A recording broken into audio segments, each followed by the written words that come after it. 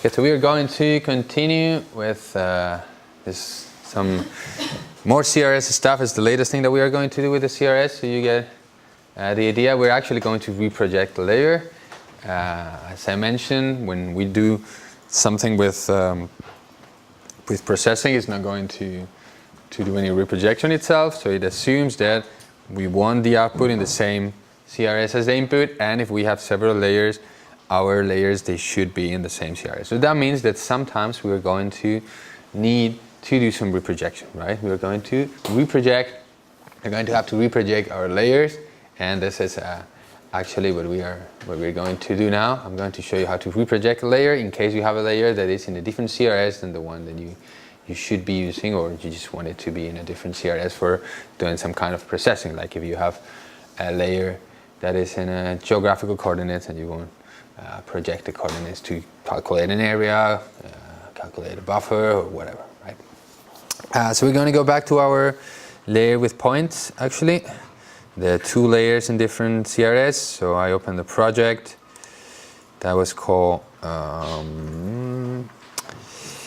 CRS, here it is. So I have my points, right? I'm gonna stand up. So I have my points, and I have points in two different coordinate systems, the 4, 3, 0, 30 and the 4, 3, 6. So what I'm going to do is to reproject them into another, reproject one of them into another CRS. In particular, I'm going to use the 23029, right?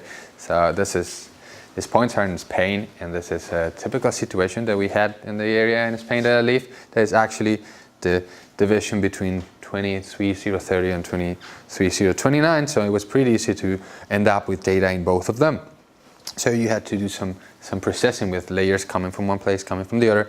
You always had to put them in one of those CRS, right? Whether the 30, whether the 29. So what we are going to do is just take one of them, for instance the 23030, and reproject that into 23029. Anyone knows how we can do that with QGIS, not using processing? We have never done that? No? So you say you know how to do it? Yeah, you want to reproject a layer. Yeah. You can save. Save, yeah, that's it. That's it. So the way of doing it, there's not actually in QGIS,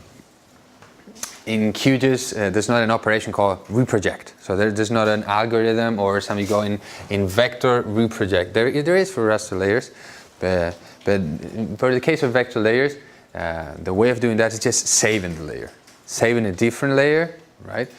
And when you save it, you have the option to enter the CRS. So if you go to any layer, let's say this is the one that I want to reproject, you select the Save As, right? Save As, and when you do that, you're going to go to Save As menu, where you can select many things. You can select the format that you're going to use. I want a shapefile, I want a GeoJSON, right? Notice that this is not like in the case of processing. Here, you have to explicitly select the format. It's not taken from the extension, right? It's different. You can add other things, encoding, whatever, and one of them is the CRS, right? You can select the CRS that you want to use for saving that layer.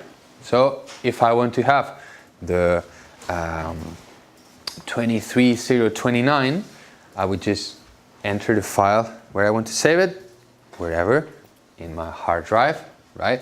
And then instead of CRS, here I would select selected CRS. You see that becomes editable. I click on browse, and then in here I just select the CRS that I want, right? So that's the way that you do things in QGIS, not using processing. You just save the layer, and you can save it to a different format. You can save it to a different CRS. There are many options that you can use in there, right? So I'm not going to do it, but this is the standard way of doing outside of processing. But I can do it as well in processing. So I can close that, and I can actually go in there, and you see I get one algorithm in the vector tools that is called reproject layer. I reproject a vector layer, actually, right? So you may be thinking, why is there this thing in two different places? Why when we created processing, we added something that it was already in QGIS, right? What is the need of doing that? Well, if you understand it like that, from just from the toolbox, it might seem to you that it makes no sense, right? It's just redundant, it's a repeated thing, right? But remember what I showed you in the presentation. The processing is the set of all the algorithms, but then there are different tools to use the algorithms. One of them is the toolbox, but another one is the modeler, right? Another one is the batch processing. Now imagine that you have a folder with 100 layers, right? In 23030, and you want 100 layers in 23029. How do you do it in QGIS? You just open 100 layers, go 100 times, right click, save as, and that's boring, right? One of the things that we have in processing that I'm not going to show it to you now, we're going to go to that, is the batch processing interface. So if I click on Reproject, but I click with the right button to execute as a batch process, and you can say like, my process is reprojecting from 30 to 29. This is the input, 1,000 layers, boom, in one click, and it's done, right? So that's one of the advantages of having things in here. That's one of the reasons where you're going to see things in processing, small algorithms that do something that you can do somewhere else in QGIS, right? For you, if you're just going to save a single layer, maybe it's easier to just go there. You don't have to open the toolbox, you don't have to do that. You just go save as perfectly. They're the same for other things. You can have algorithms in here in the vector part that you just, they allow you to do things, you know. Actually, there should be one to add all these coordinates that we have done, adding the coordinates to a points layer. But they can only be used once. They cannot be put in a workflow, in a model. So the good thing about processing is that it gives you all those things, right?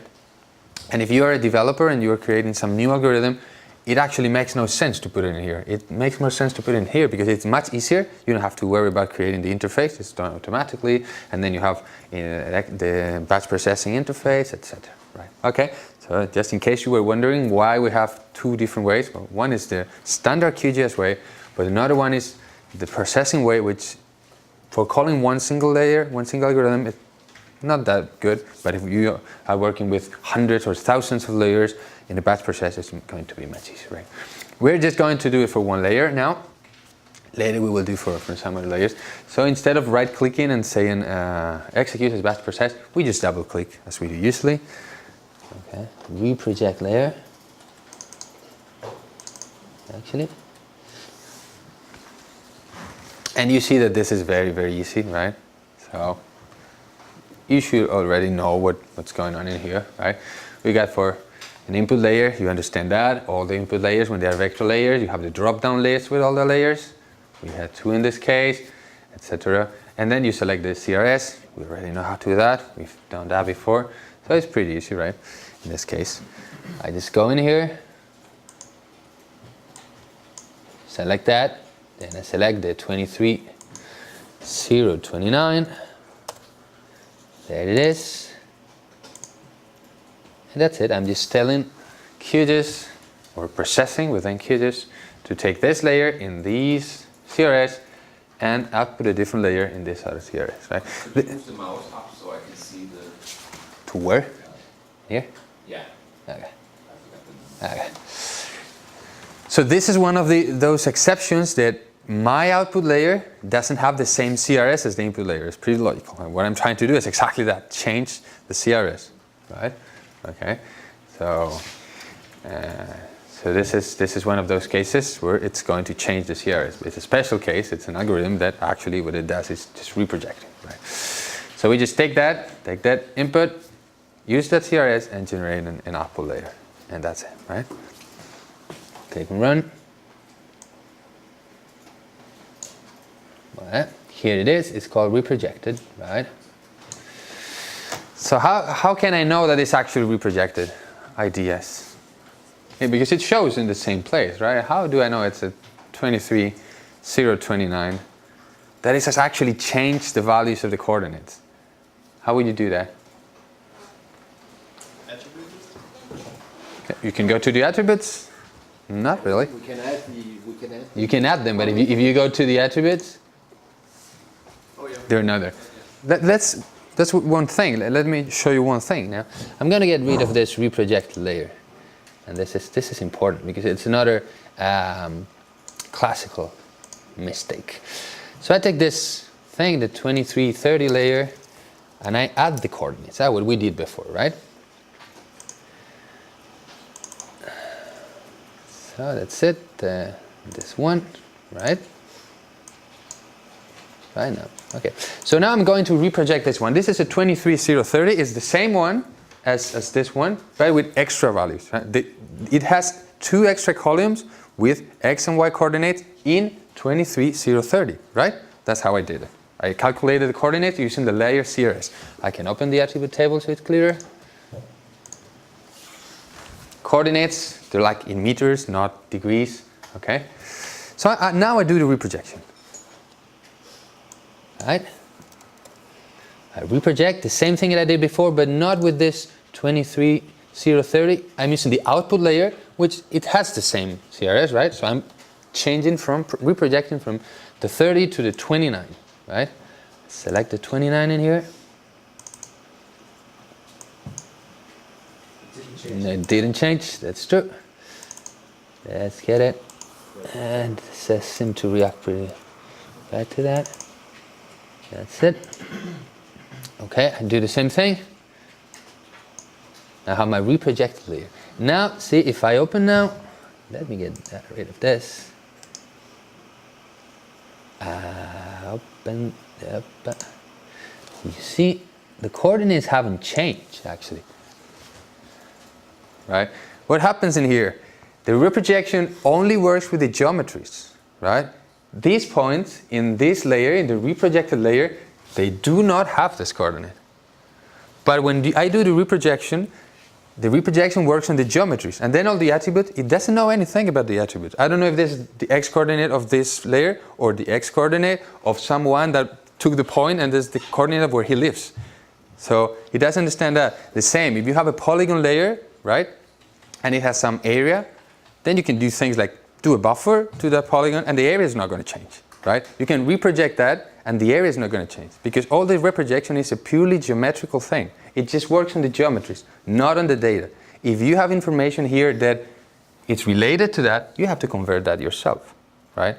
Okay, so if I now calculate the columns, the x coordinate and y coordinate of this layer, it's not going to be that one. It's going to be different, right? So don't forget that. Sometimes you do that. For instance, when you do another operation that is really geometrical thing, like clipping one with another, like, you know, it's this typical, yeah.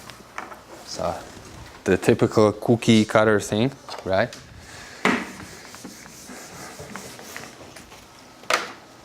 So I have whatever, my maps with several polygons in here, right? And each polygon has an area. 1, 2, 1.5, whatever. And then I just took another one. Let me use the red one or the black one. So I just cut this. Imagine that I cut this like that. So I get these new polygons, right, in here. The area is not going to change. That's a geometrical thing. It just cuts the geometries, right?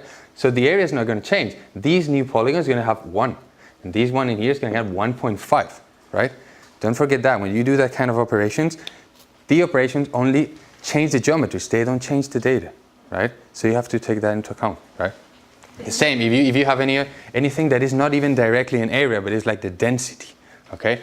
Is what we talked before with the modifiable areal unit problem. If I cut this, it's like 1 is the density, and I cut it in here, 1 is the density. No, maybe not. Maybe I have a lot of density here and not a lot of density here, so the average of this big polygon is 1. But if I just cut this small part, maybe the density is not going to be 1, right? So you have to take that into account. Okay, when you do operations that change the geometries, don't assume that they are going to change the data. Some of them might, but most of them don't. Okay.